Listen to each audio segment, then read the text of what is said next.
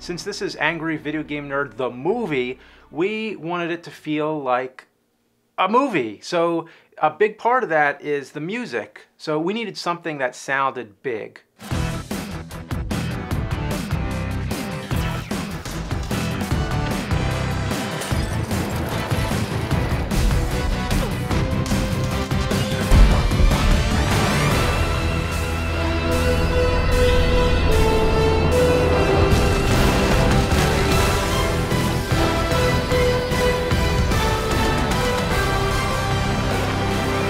Bear McCreary and his team, we knew, were the perfect choice for this. My score for Angry Video Game Nerd, the movie, is probably the craziest score I've ever done. It's an honor to work with someone like Bear. When we first met with him and he explained to us his methods and his sort of classic methods of writing out scores by hand and not leaning on digital technology, it kind of felt similar to the way we were going to go about making the film.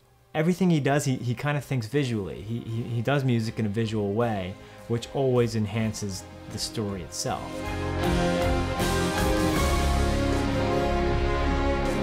I was a fan first before I became a participant in this adventure. And so I wrote to him, and I will never forget, a few days later, I get an email back from James. All he wrote was like, "Oh, hey man, that's cool. Yeah, just do a cover of the theme song and email it to this address." I had nothing for him yet. Of course, we had the movie script, but come on. The guy does Battlestar Galactica and The Walking Dead. He'll never have time for our little project. But then, that same year, I was doing the Nerd Christmas episode, and I needed some music for it. And not just any music, I needed an emotional score. So I asked him, and he did it. And this was great. It was a great opportunity to work together. I left it the chance to work with James. So then I talked to Kevin and Sean and was like, hey, should we tell them about the movie? At that point, they had sent me a script, and I had read it, and I thought it was utterly impossible to shoot. We told them we're going to have monsters and robots and zombies and aliens and explosions, and it's going to be great. Well, then I'll just counter and say, you know what we ought to do is, that should be an orchestral score. We should do that with like a big orchestra. And everybody said, yeah, let's do that. And it'll never happen in a million years. But the funny thing is, it did happen. It wasn't until early 2014 that we managed to achieve what seemed to be the ever impossible picture lock. But we did it. The picture lock is when the movie is at a point where you're not going to make any more editing changes to it. At least not any changes that affect the timing of the movie, because now you're going to have someone composing music to it, you're going to have someone doing sound effects, and everything in the sound department is going to be affected if you change the picture. So everything has to stay the same now. But what this means is that music and sound comes in at the very end, so these guys have less time to work on it than anybody. There were some moments for sure as we were getting toward the end where James and Kevin started getting a little nervous. And I can't blame them because I was about to become a father for the first time. In the weeks leading up to my daughter's birth, that's when I knew like I had to get the lion's share of this movie done. So I started pulling like 20-hour days and just like powered through the movie as fast as I could. The amount of music that this movie required was insane, so I was worried that what we were asking for was unreasonable. This was very ambitious, and when Bear sent me the demo version of the music, I was relieved, and when I heard that, I was amazed. I thought it sounded so great that this could have been the real music, but it's gonna sound even better.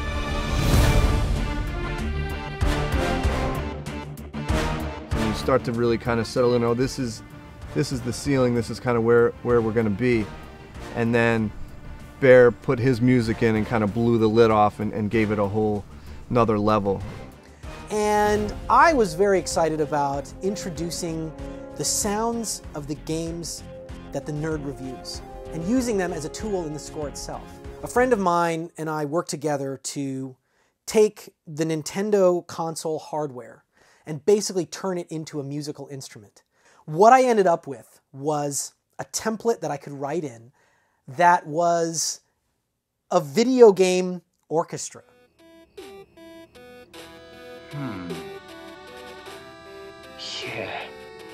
how many other movies or TV shows would ever require a score that sounds like this? I knew this was a once-in-a-lifetime opportunity.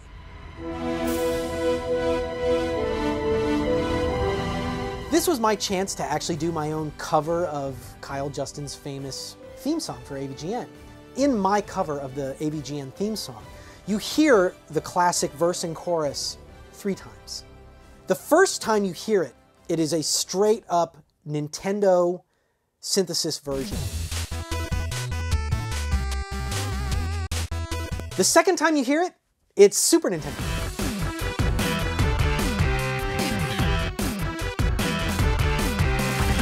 Then when we get to the B section, it switches and it's totally Sega Genesis.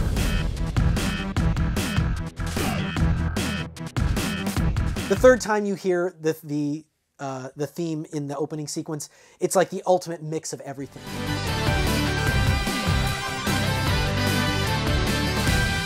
You would think on paper that that's not going to work for this huge aggressive chase scene.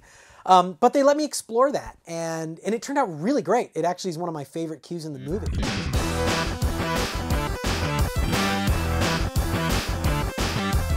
On the flip side of that, they threw some challenges my way. In what we call the hoax room, the camera pans across what's supposed to be all these dead celebrities who are still alive. Well, we thought it might be a cool idea to have the music actually pan with the camera and do all 3 of their musical styles. They just kind of looked at me and went, "So you can do that, right?" And I kind of looked at them like, in my mind I was thinking, you bastards. This little 20-second gag will take me as much time as a huge action scene because it's so intricate. Those styles are so specific. But when I got in the studio and started messing around, it worked. It worked really well. Area 51. Yeah.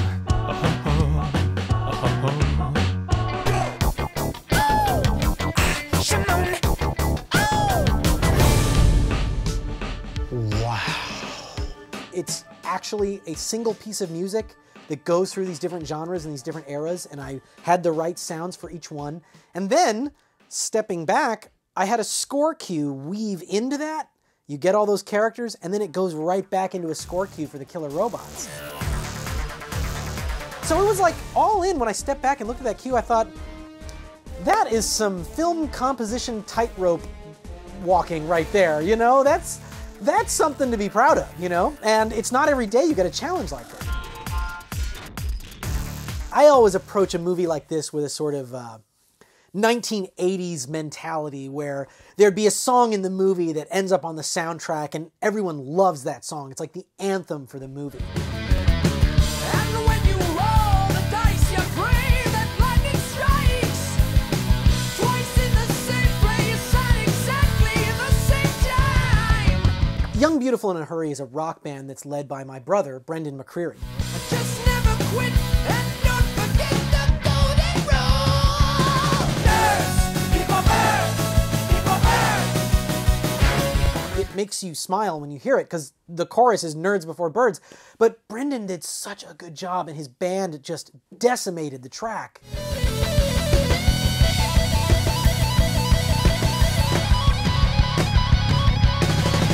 The AVGN theme song.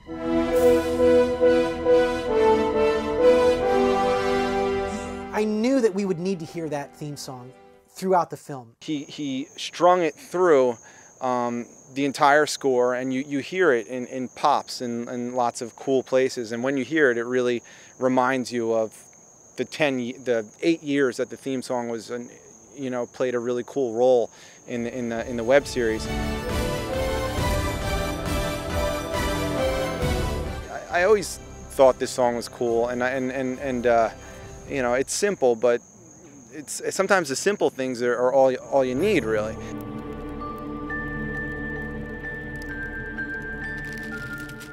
You hear it in those moments that define his character. I have to save the fans.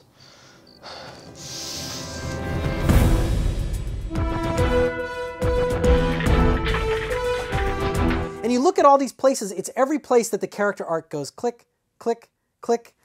That's where I put those themes as markers. James asked me to do a song for the movie, and he told me to listen to a tune called Going Up the Country which had a little bit of a hippie feel to it. For once, I thought I wasn't going to have to do a song about turds, but nevertheless.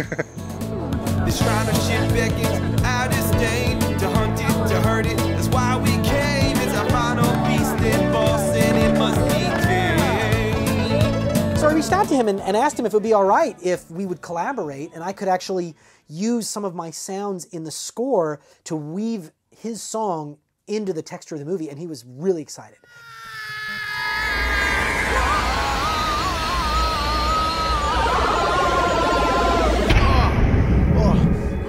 We brought on Demetri Evdoxiadis to do all of the sound mixing and oversee the sound design, and he put a really good team together.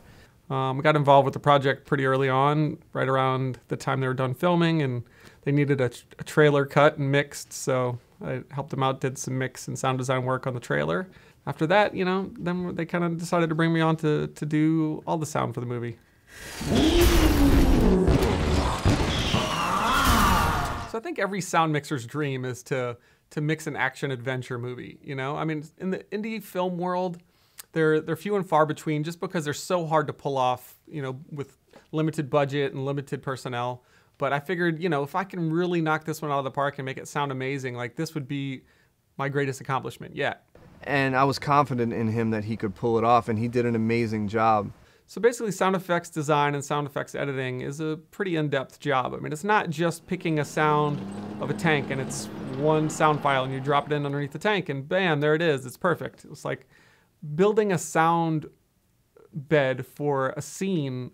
There's so much to it, okay? So basically, you can think of it like a multi-layered cake, right? So you're starting out with your backgrounds, just the basics, backgrounds and ambiances, you know? What does it sound like in the room? What's happening, you know, maybe off camera or on camera, just all the basic kind of foundational layers. And then you have the more hard effects. You have, you know, tires and engine sounds and, you know, stuff like that.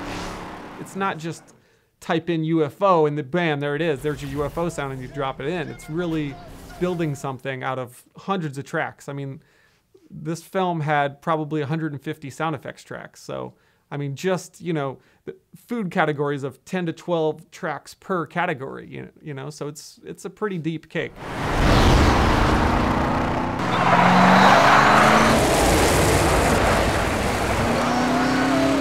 Perspective, you know, is the van starting far away and then coming at you? Is it in an interior shot where you're riding in the van? Maybe it goes behind you, you know, there's so much to it in the 5-1 soundscape. Help me! Oh my God, where's my fucking arm?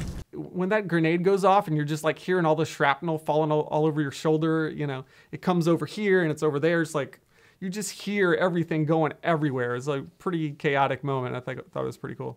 And of course, I know everything's gonna change the moment I drop that music in there. Then it's like this big balance between sound effects and music. You know, which one's taking the lead at what times.